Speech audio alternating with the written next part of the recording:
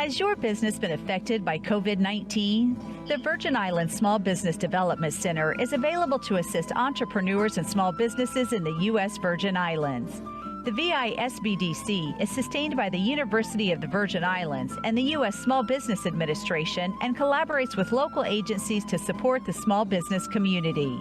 The VISBDC is nationally accredited and provides free consulting, business education training, and technical assistance.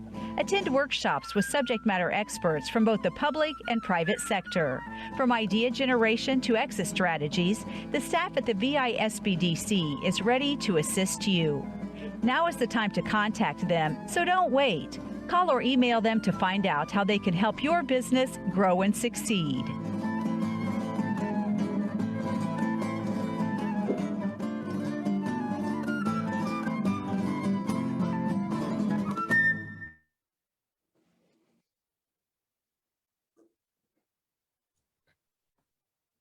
Good afternoon and welcome to Webinar Tuesday. My name is Mary Jo Williams. I'm with the Virgin Islands Small Business Development Center, and I will be your moderator facilitator for this morning's session.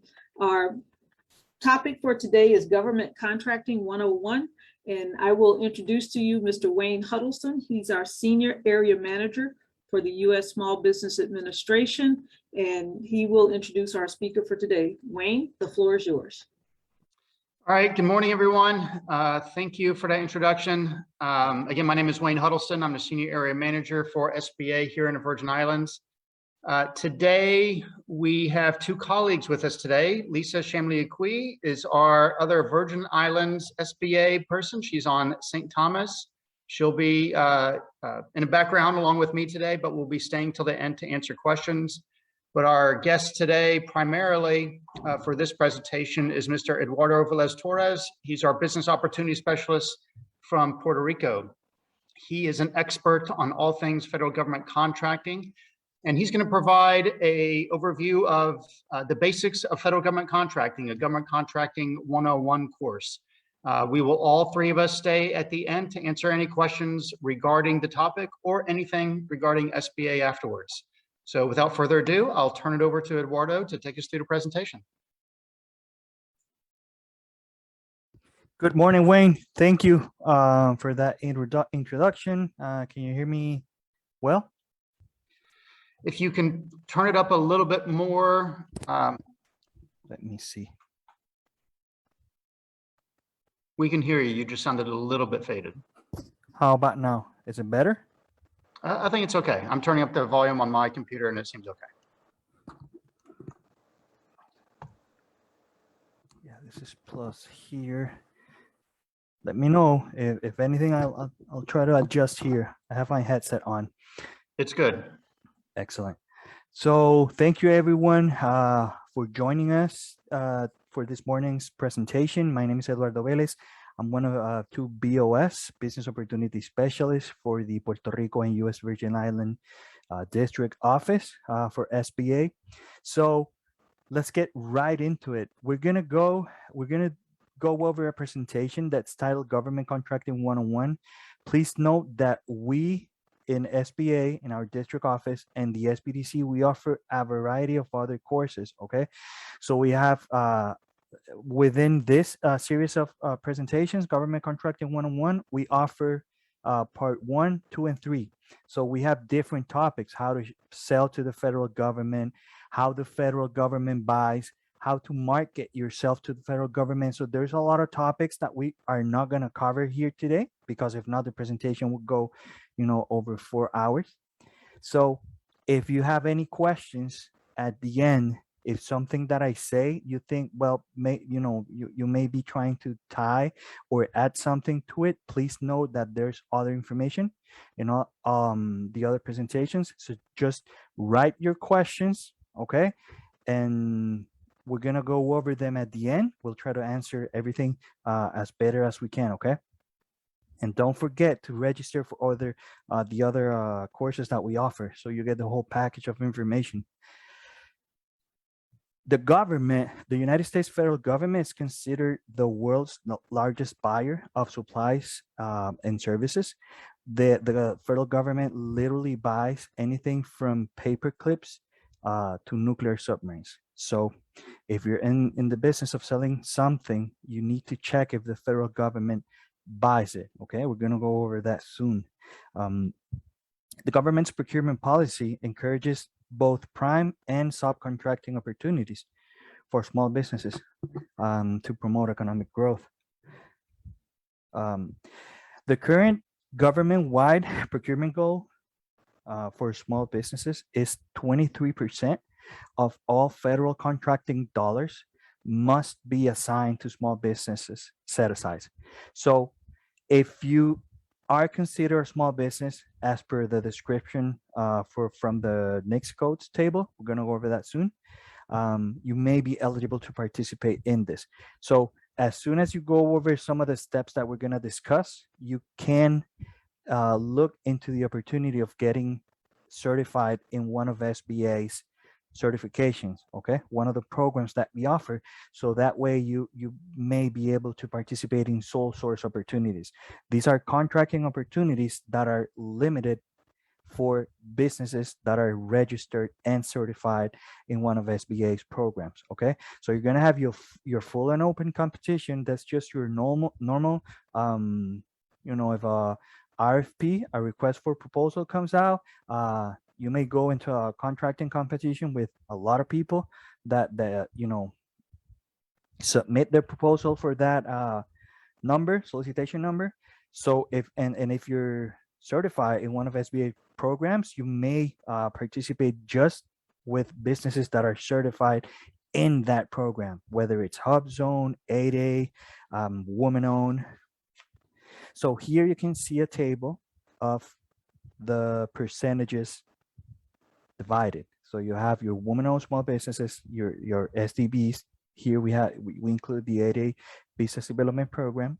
You have your HubZone and your service disabled veteran-owned.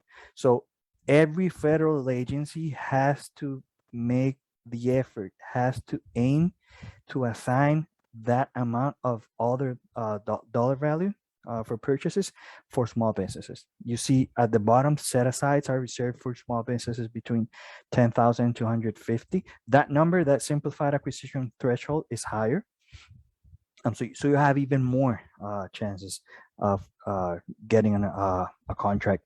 Remember, once you do all the steps that we're going to teach you today, you get your SAM account, your DUNS number, all of that, all of those steps. Once you get that done, then you move to the SBA part to see if you qualify for some of the programs that we offer, so that you can participate in contracting set-asides. So how to assess if your business is ready for federal contracting? Okay, so how do I know if I'm a small business? How do I know, I have my business up and running? How do I know if I qualify for the description? For the SBA, for most industries, defines a small business either in terms of one of two things: of the average number of employees that you have over the past 12 months, or the average annual receipts over the past 3 years for your business. So that means you're going to go into the North American Industry Classification System table, your NICS code table. And let's say that you have a firm and you do general construction. Your NICS code is going to be 236220. That one has classification for average annual receipts. So if you don't go over, once you sum those numbers up, if you don't go over $36.5 million, that's it, you're a small business. Let's say you have a business and you sell food, a category of food. Maybe that specific NICS code is defined for the employees over the past 12 months. So let's say it's 500 employees. If you have 499 employees, that's it. You qualify as a small business. So all you have to do is do that exercise. your business type, whether it's a sole proprietorship, corporation, talk to your attorney, define what is the best thing for you, and look it up, to see if you qualify. Another one of the things that you need to comply with is that you need to be an organization, or you need to be organized for profit, have a place of business in the United States. Okay. It needs to be independently owned and operated, and other requirements. We're not going to go over each one of them, but you can, if you want to apply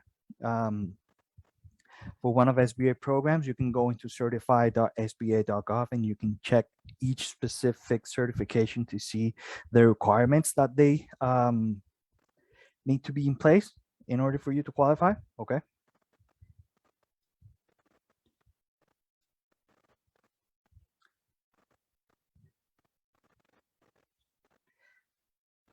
You need to have the capacity to deliver. Okay. You need to have some experience, and you need to have some past performance. When you see a solicitation, when you see an opening for a RFI, RFP, RFQ, you need to be able to have demonstrated ability to deliver, because the government's going to tell you, we're going to sign a contract, we're going to do maybe a base contract with 3 options, and it's going to be divided every 3 months. We're going to do payment certifications. So you need to deliver, and then you're going to receive payments, and the item is going to have to be delivered on a specific date under a specific condition. Okay, so you need to have that ability, that capacity to provide and deliver whatever it is that you sell, whether it's a supply or a service. So in that regards, you need to have a proven record. Okay, you need to have past performance, so a contracting officer can have the ability to check that. Is it mandatory for you to have that in order to get a federal contract? No. Does it help? Yes.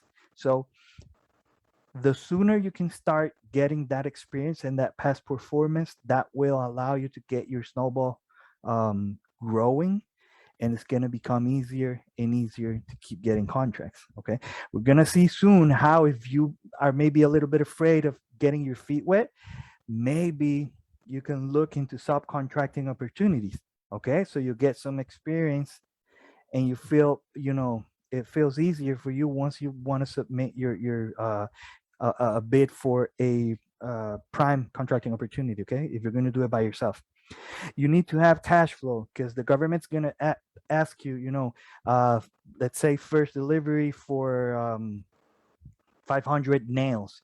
So you need to have the ability to purchase those, to pay your supplier to get those nails, and you have to pay your delivery guy to get them to the office, to the agency. And then after the date comes when the certification is ready, then you're going to get your payment. Okay, so you need to have some things set up and ready. Let me get this out of the way.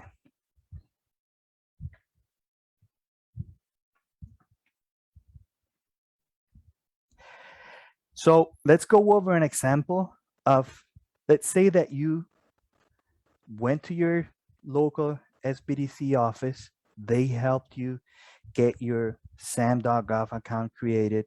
They helped you get your DUNS number, your cage code.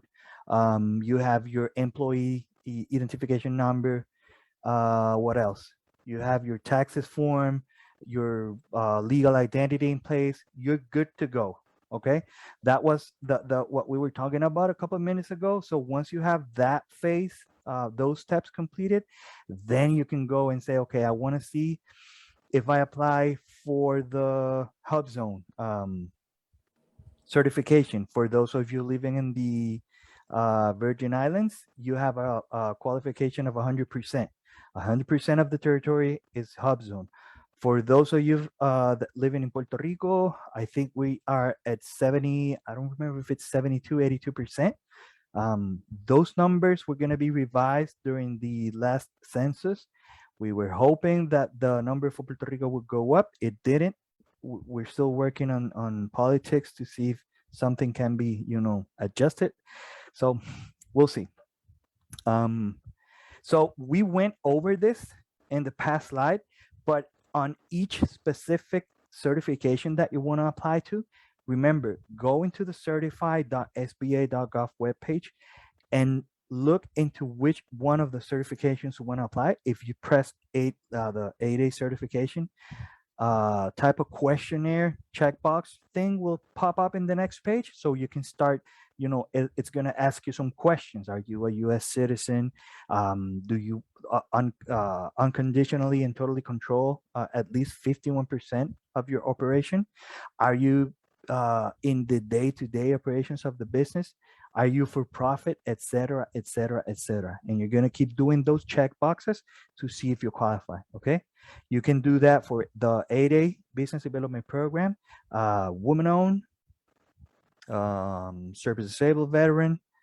So just go into the webpage. If you have any questions, feel free to contact me. Contact the SBDC so that they can assist you.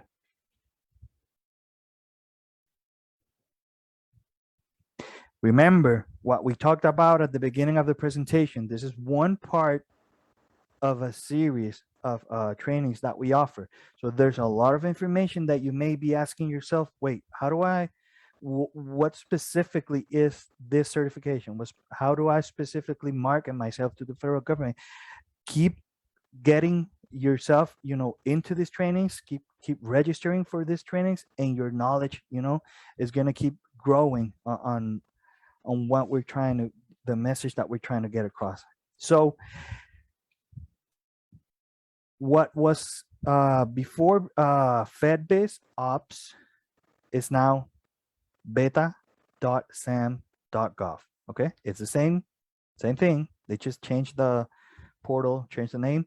The U.S. government is trying to make a one-stop shop for everything federal government related. So they're trying to put absolutely everything into the System for Award Management page.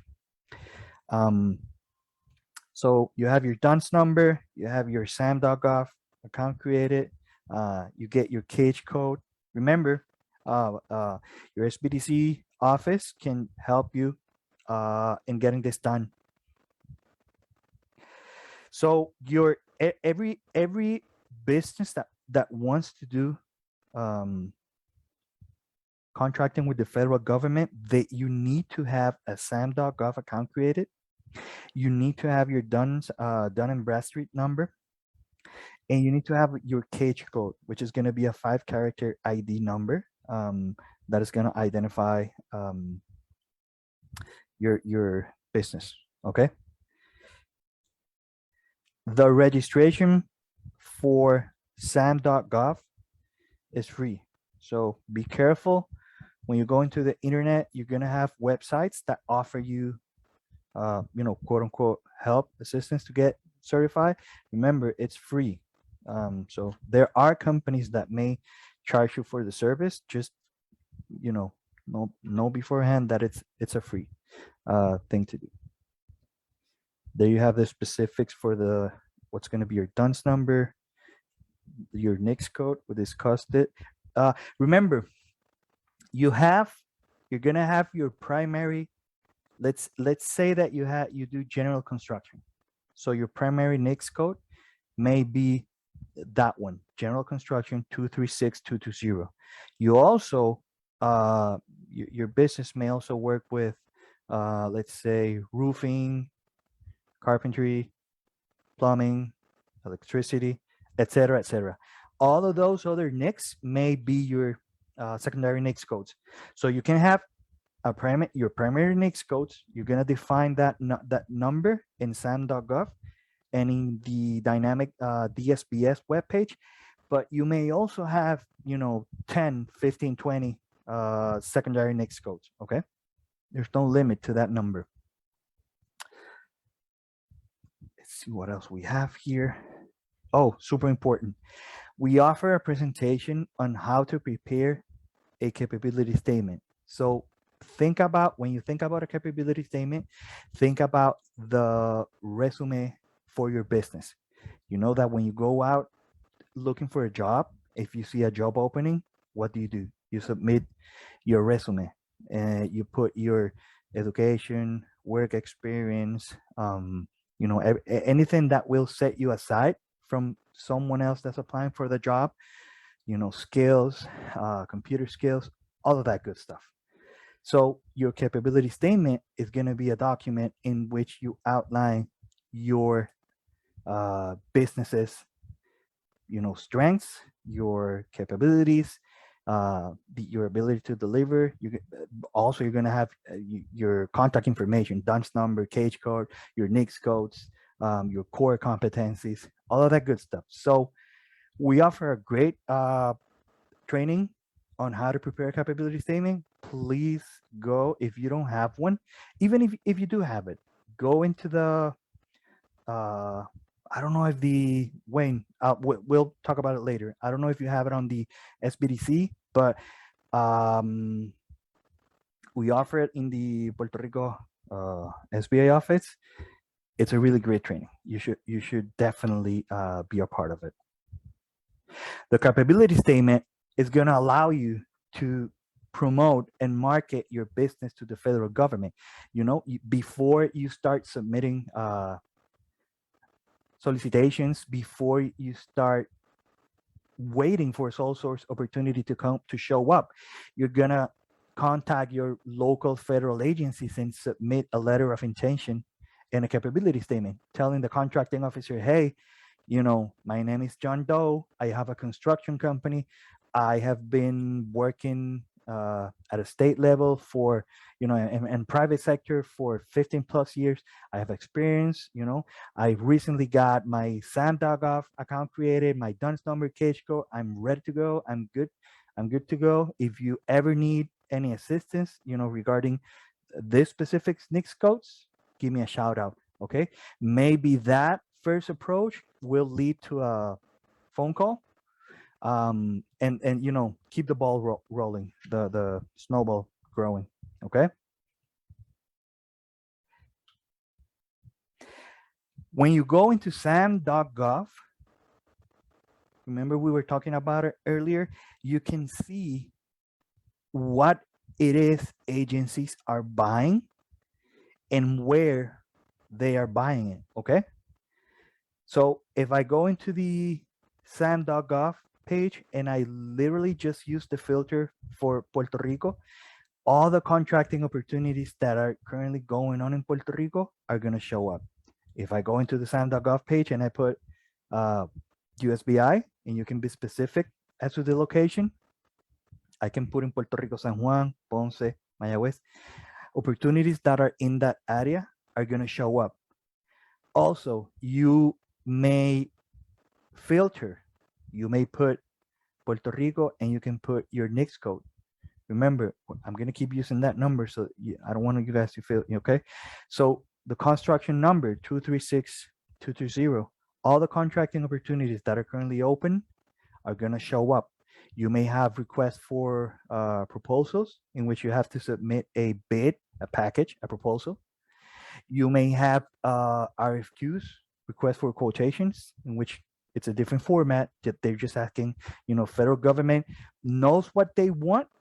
They just don't know how much it costs. So they're just asking for quotation. They may put out a RFI, request for information. They know what they know a little bit what they want to buy. They just need more information maybe on some of the specifics. Okay. So go into sam.gov, do your homework, do your filtering, identify it, because you let's say I go into I have a firm, I have a business, okay, a construction, and I go into I do all the steps. I go into sam.gov, I get my DUNS, get my cage, and I know the government buys my services, but I want to know if in my territorial location, if in my geographical location, if they're selling it.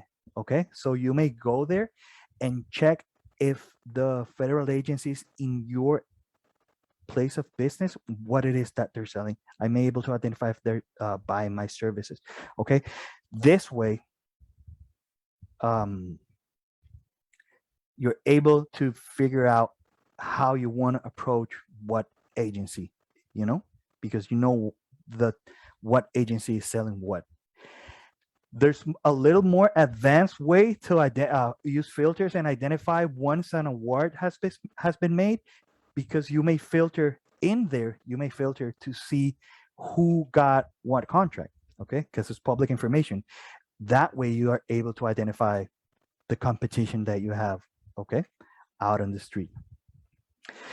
The government buying cycle is very predictable. Spending is heavily skewed toward the fourth quarter of the fiscal year. September 30th is the last day of the federal fiscal year. For state and local government, is the end of May or June.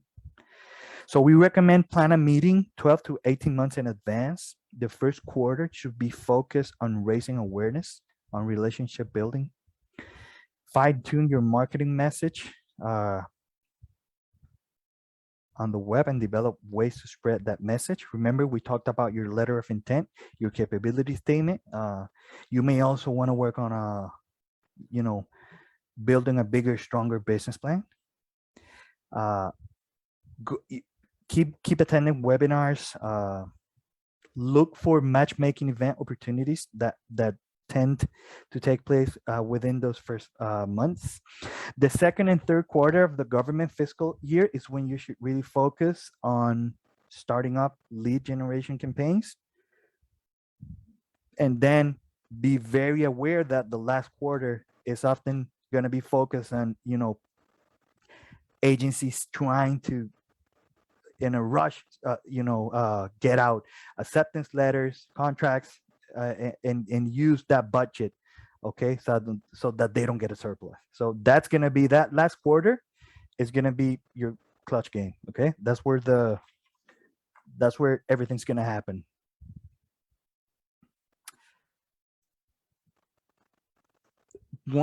Remember, we're trying to bounce from slide to slide, so we keep dragging all the information that we talked about, all the information that we discussed. Remember, at this point in the game, we have our capability statement ready. We have our letter of intent ready. We have identified what agencies we have in Puerto Rico, in the SBA, or wherever it is that you want to do business in. So therefore, that's really where we start out. So a couple of. Can we please make sure that everyone's on mute? Excellent. So remember, at this point in the game, we have all those things done. Call your agencies, try to make an appointment, try to get to know the contracting officers that are there. If you're not able to get a call in, if you're not able to make an appointment, send a letter, send an email, do something. Just get your information in there, okay? Keep contact with the SBDC and your local SBA district office. We have a newsletter that comes out monthly. We have email subscription service in which you get notifications on the trainings that we're going to offer that are coming up, on matchmaking events. So be always on the lookout for those events that are going to get you to know people, to do your network, okay? Look into maybe use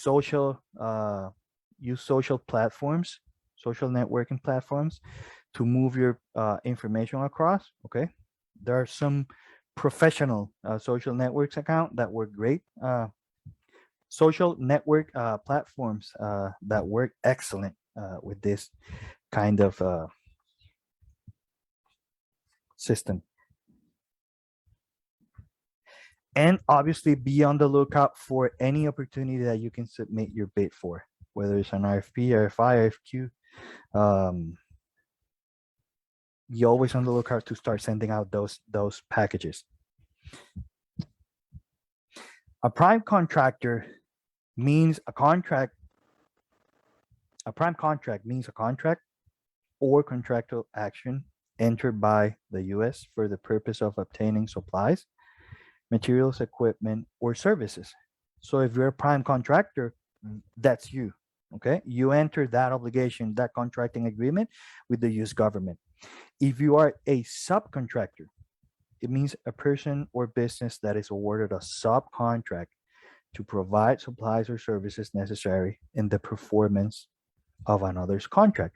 So let's say that you provide a very specific type of service and the prime contractor does not have the ability to provide that service. He may contract you. It has some limitations. It has a percentage limitations. So a prime contractor cannot get a contract and subcontract 100% of the work. He has to do some work, but he has the ability.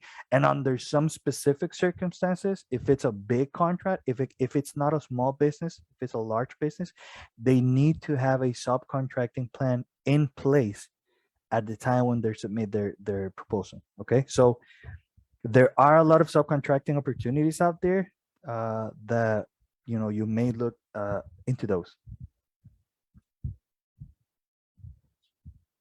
Okay, remember, every time you see FedBizOps, you know that it's referring to sam.gov, sam.beta.gov. Okay, remember we talk about you have the ability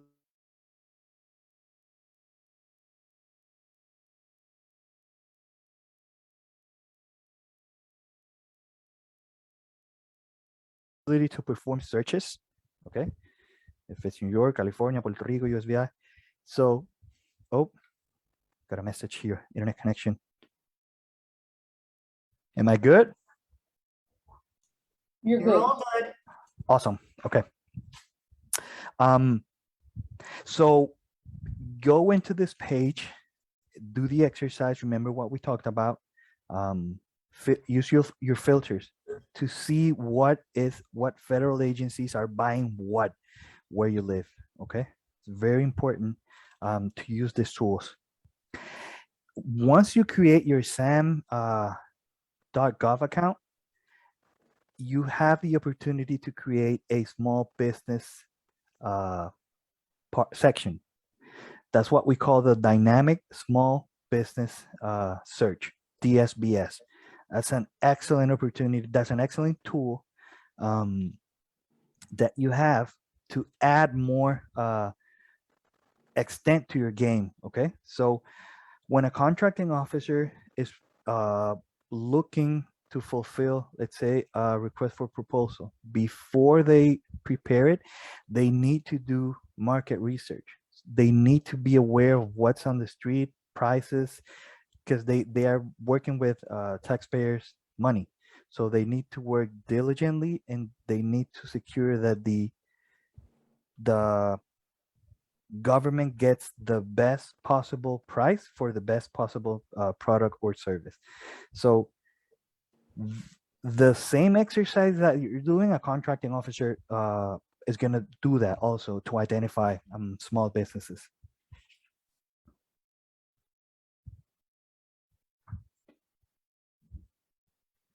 So again,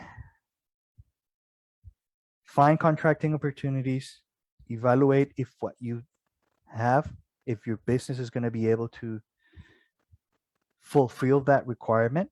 Okay, get your past performance references and work in order so that you know that it can be easily verified. Always, as in the same case, if you're submitting a resume for a position, always make sure that everything that you're submitting is targeted at what the agency needs. Create when you create your capability statement, make sure that the language is aimed. Remember, it's not the same when you're applying, submitting a document to DHS, let's say to maybe the Department of the Interior. Okay, maybe when you're submitting something to Homeland Security, you have stricter security certificates and measures that need to be in place. Maybe your employees need to have clearances, IT trainings, that sort of stuff. Maybe with the other agency, it's not going to be so strict. So be sure that the agency that you're targeting is a good fit for for what you're selling, whether it's a product or service. Once you identify that, once you do that, submit your bid, wait. If it's minor, I just want to put it in simpler terms. If it's minor corrections, maybe minor errors, you may be asked to submit more documentation or clarify information. Okay. If your bid is deficient, it's not like you're gonna get a second chance. Okay. The best offerer who submitted the best package is gonna get the opportunity. But the Federal Acquisition Regulation allows for some leeway on what the contracting officer can ask for and at one point. Okay. If you lose your bid, don't feel bad. Just organize,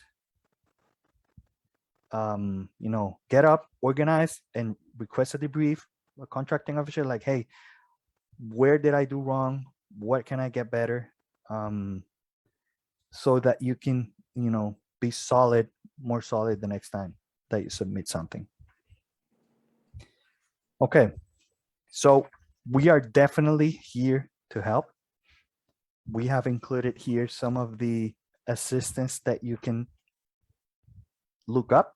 So you have SBA resources, you have myself, you have Mariano, we have a PCR representative in the office, Ms. Jezabel Rodriguez. You have your SBDCs. They can help you with a lot of things, okay, regarding, I think, basically everything that we just talked about, okay? Everything that we mentioned, your sam.gov,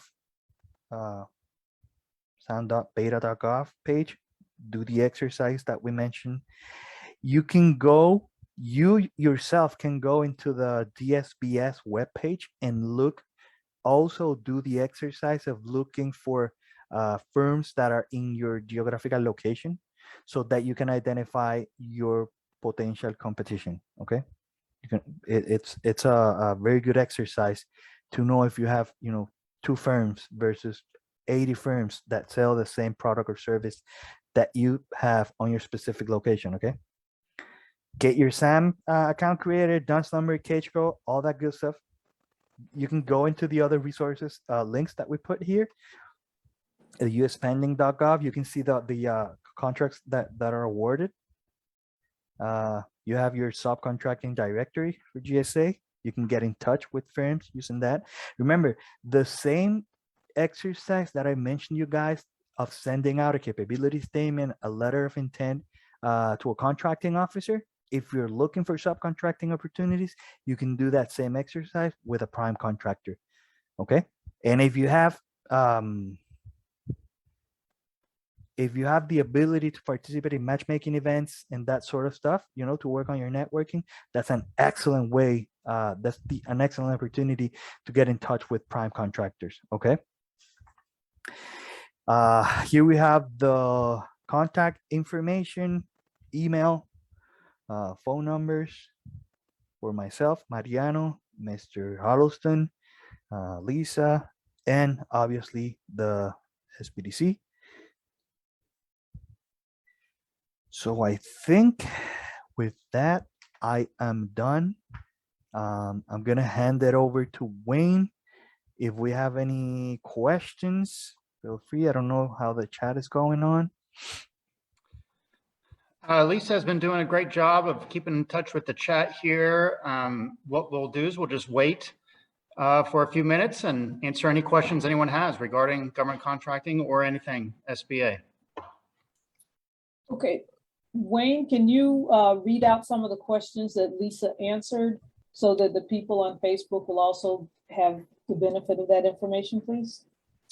Sure. Lisa gave, of course, the websites for sam.gov, gave some basic information.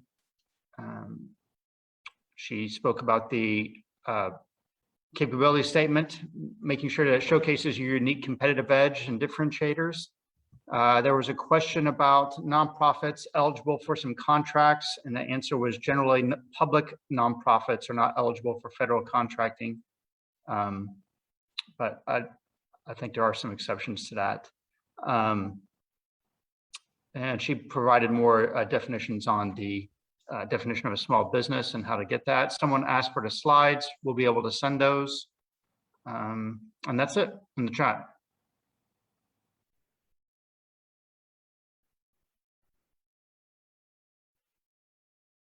Okay, great. Do we have any more questions? If you want to answer online, if you could raise your hand and we can unmute you. And in the interim, we know that next week, SBA will be back with Webinar Tuesday, and we look forward to seeing you guys here for that. And next week's topic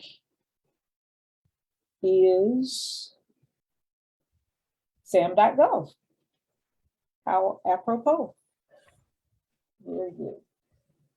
Okay, so if we don't have any more questions, I would like to share some information with you this afternoon. We have the cybersecurity live stream at 12:30 on our Facebook page. This evening, we have in collaboration with the AARP, we have a webinar series. This evening's presentation at 6 p.m. is developing your business plan. Tomorrow, the webinar series continues, and that webinar is Fundamentals of Business Credit. On Thursday, we have the EDA webinar series concluding, and that is on the enterprise zone. So we have lots of information for you guys this week. Check us out on our webpage, scan the code on the slide, and that's it. So if we don't have any more questions, we will say thank you on behalf of the SBA for presenting. Or we want to thank the SBA for presenting for us. It's fabulous information. And on behalf of our state director, Mr. Ted Gutierrez, and the staff of the SBDC on St. Thomas and St. Croix, we want to thank you all for attending today. Again, a copy of the presentation will be sent to you in your email, and we look forward to seeing you on our next presentation. Thank you.